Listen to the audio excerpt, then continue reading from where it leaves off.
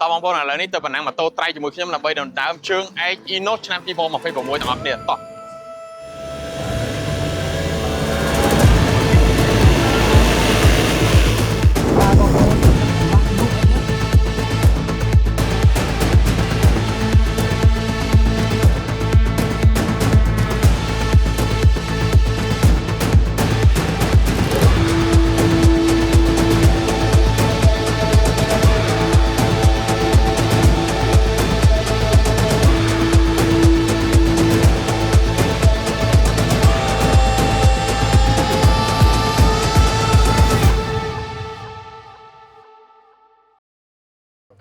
អូខេជំរាបសួរបងប្អូនទាំងគ្នាអញ្ចឹងថ្ងៃនេះគឺបានចូលរួមជាមួយនឹងខាង Enos Cambodia ដែលជាប្រេងម៉ាស៊ីនលេខ1របស់ប្រទេសជប៉ុនណាហើយជាក់ស្ដែងហ្មងនេះគឺជាការរៀបចំមហាព្រឹត្តិការណ៍នៃការប្រណាំងម៉ូតូត្រៃក្នុងឆ្នាំ2026នេះផងដែរហើយក៏មានផងដែរជាមួយនឹងការសហការជាមួយនឹងសហព័ន្ធកីឡាយានយន្តកម្ពុជាផ្ទាល់តែម្ដងអញ្ចឹងថ្ងៃនេះគឺថាមានការរៀបចំពិសេសខ្លាំងមែនទែនហើយជាពិសេសសម្រាប់ fan ដែលគាត់និយមចូលចិត្តទៅលើការប្រណាំងម៉ូតូត្រៃនេះគឺបានចូលរួមយ៉ាងច្រើនកកផងដែរអូខេអញ្ចឹងបងប្អូនទាំងគ្នាសម្រាប់ការរៀបចំគឺមានទៅលើឧបសគ្គហើយឥឡូវនេះគឺចាប់ផ្ដើមជាមួយនឹងមួយពូលទៀតហើយចឹងជាក់ស្ដែងមកគេមាន class គេក៏ដូចជាក្រុមអាយុបាទនេះទៅហើយវ៉ាវលយខ្លាំងមែនទេបងប្អូនទាំងគ្នាហើយនេះគឺជាព្រឹត្តិការណ៍មួយដែលបានរៀបចំនិងនាំយកមកជូនដោយ Enos ដែលជាប្រេងរំអិលម៉ូតូប្រេងម៉ាស៊ីនឧស្សាហកម្មក៏ដូចជាប្រេងម៉ាស៊ីនយានយន្តផងដែរ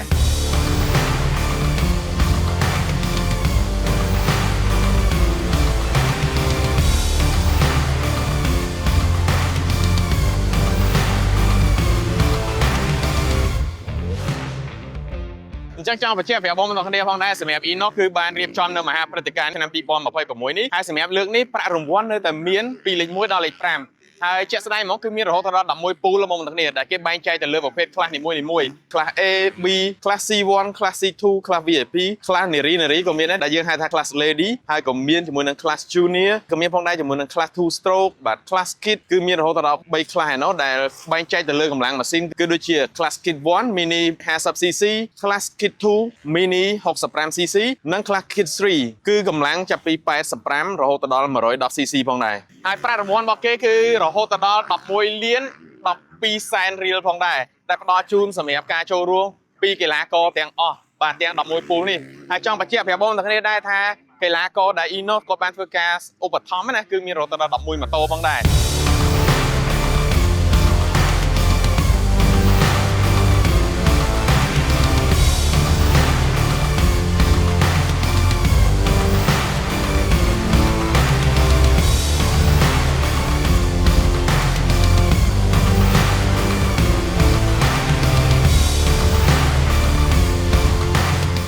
ចាំមកទាំងនេះខ្ញុំសូមពំនាំនៅមហាព្រឹត្តិការណ៍នៃការរៀបចំនៃការប្រណាំងម៉ូតូត្រៃដណ្ដើមជើងឯ Enos ឆ្នាំ2026នេះជូនទៅកាន់បងប្អូនទាំងគ្នាហើយសម្រាប់បងប្អូនទាំងគ្នាដែលមានបំណងចង់ប្រើប្រាស់នៅប្រេងម៉ាស៊ីនលេខ1របស់ជប៉ុនចង់បាននៅប្រេងម៉ាស៊ីនគុណភាពជប៉ុន